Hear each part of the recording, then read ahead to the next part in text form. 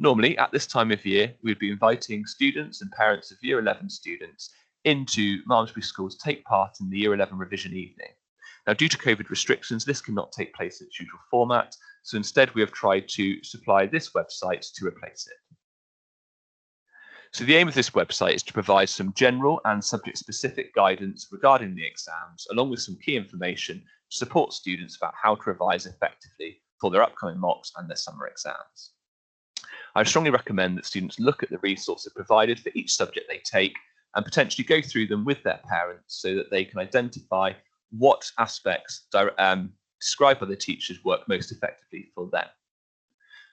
As well as this, I strongly urge students to take on board all feedback from class assessments and the mock examinations to identify strengths and weaknesses to help support their revision going forwards. There may also be some subject-specific revision sessions and drop-ins that will become available later in the year, and these will be communicated as they become available. I strongly urge students to make the most of these sessions. In the past, students have found them very useful to supplement the revision. There are also some key points in the year which will allow parents to communicate with the school.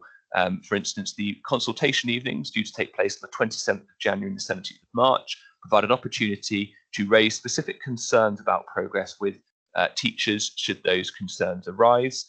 And also the Year 11 Parents' Evening is scheduled to take place on the 11th of February.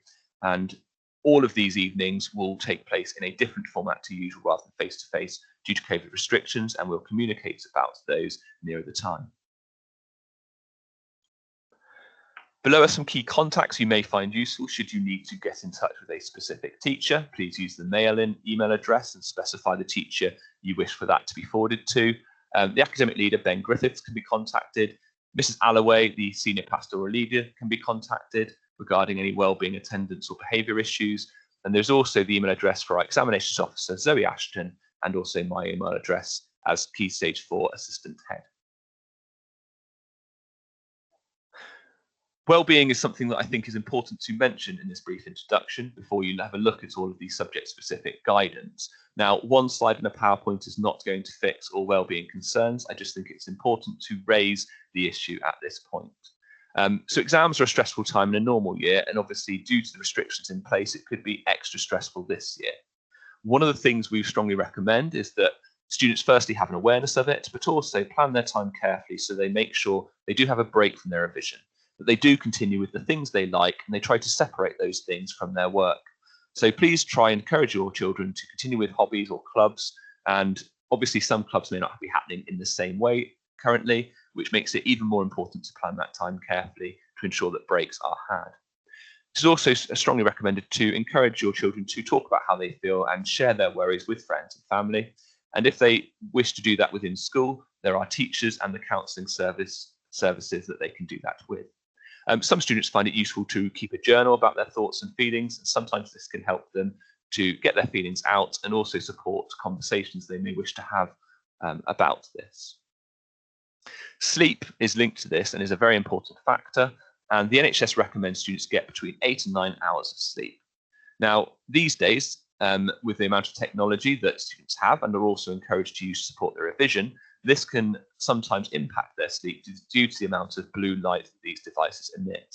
A lot of devices these days do have controls so that this can be restricted, but we also recommend that students try to have a gap between going to bed and using those devices, and potentially create a sleep-friendly environment where those devices are kept away from their bed, so they avoid the temptation to look at them during the night or just before they go to sleep.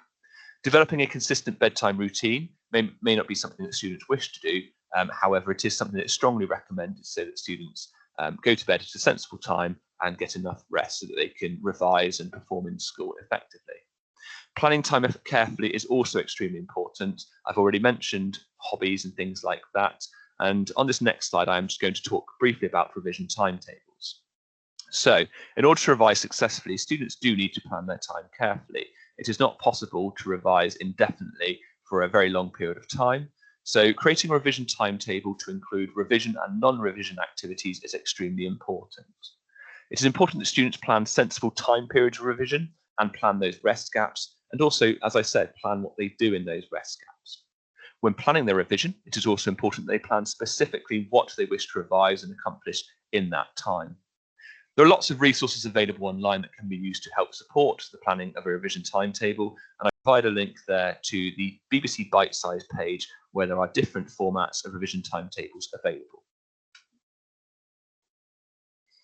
Now, when it comes to revision, it is very easy for students just to end up reading and rereading their notes over and over again.